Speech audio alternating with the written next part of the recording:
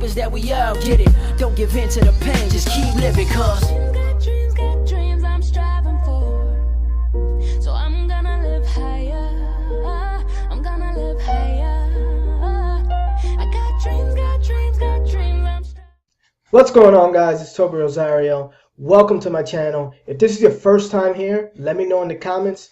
Also, don't forget to subscribe, hit that bell notification, that way you get notified whenever I post a new video. So let's go ahead and get started. So in today's video, I wanted to talk about, I get this question a lot. I get it, and this is a question I've asked myself because I've never done RVMs at this type of scale, right? I have scheduled about 10,000 RVMs, so there's a lot of moving parts, a lot of things I'm learning, a lot of things I'm testing. But the number one question I always get is, what voicemail are you leaving when you're doing that RVM? And if you don't know what that is, it essentially stands for ringless voicemail. It looks like someone called you. It looks like a missed call, but it doesn't actually call you. It just drops straight to voicemail. I'm not a lawyer. I highly recommend you run your list through a do not call list and check with your state, see if it's legal or not. So I just want to preface by saying that. But so back to the question. So I get is, what do I leave on the voicemail when I do a ringless voicemail trap? So I'm gonna go ahead and so I've been testing a couple things. So we use CallRail to track the calls, right? When the calls come back in, and number one, we're testing my voice, right?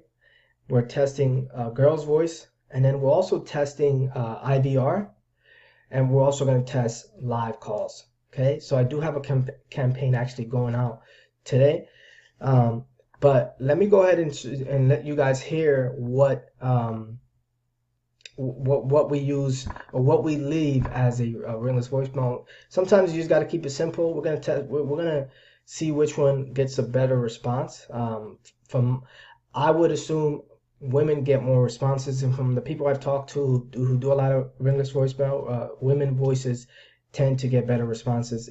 They just seem less intrusive, less I'm not sure what the word is, but they get a better response. So I'll go ahead and let you hear a ringless voicemail that we use whenever we drop that voicemail.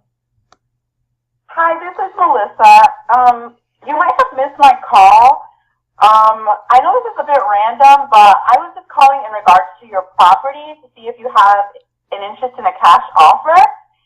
If you are, please give me a call back as soon as possible. If you're not, just please disregard this message. Thank you. There it is, guys. It's a pretty simple voicemail. Essentially is, you got to make it sound natural. You don't want to make it sound like it's a script, right? You want to make it sound like you're generally someone who is just calling to see if they're interested in a cash offer for their property. So this is the same voicemail I've tested. I've done for. I left the same message. It was just my voice. So I said, "Hey, this is Toby.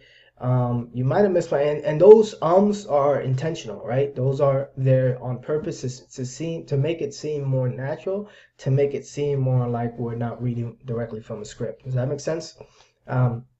So that's essentially the voicemail we leave. Now, what we're going to test is, what I tested the last drop was IVR. Essentially what that is when someone calls in to, so I'm calling in because I see a missed call and I see a voicemail about this person, right? So when I call back, they have to go through a automated system where they have the call, when they call in, would say, so it will say, if you're interested in a cash offer and you would like more information or something like that, something along those lines, press 1. Press 2 if you would like to be removed from the list, right? If you're not interested, things like that. In CallRail, you can actually set up a tag where if they press 2, you can label it as they're not interested. So on the call tracking reporting, you can see who selected not interested, who selected who pressed option 1, who is someone who is interested. Now, what I'm finding so far, as from the several thousand ringless voicemails, is that you have to try to call these people pretty quickly, because what's going to happen is most of them are going to say, you know, I don't know what you're talking about, or, you know, you got the wrong number. So you want to be able to give them a call as quickly as possible, because it could be a situation where, you know, I might not have a phone, and then I'll just borrow someone else's phone and call you back from a different number, and then you call the original owner of the phone, and they might not know what you're talking about. Someone else might be interested in selling that house, but they used the other phone, or something along those lines. It does happen. So we're going to test that out. We're going to try to send out a campaign and see what the response is. If we take the calls live, how many calls we get back, if that's a better way to go about it. So, you know, we still have about 9,000 ringless voicemails left to drop. So we're still testing out a couple things here, but that's essentially what we do. We're testing the this is my wife's voice, so we're just testing that to see kind of what we get as far as a response. We're gonna do it a couple thousand, see what happens with that, and I'll keep you guys posted. But also, if you guys want to hear, if you guys want to know what my outbound cold call script is, let me know in the comments, and I'll go ahead and try to create a video for that. If I get enough likes on this video, I'll go ahead and do that. And then also, if you guys want to know the contract, that's another common question. Where do I get these contracts to use in my wholesaling business? If I get enough likes, give me a like. If you want to, if you made it this far, give me a like, and let me know in the comments what if you want the outbound cold call script and the where you can get wholesaling contracts. That's my time. My name's Toby Rosario. Peace.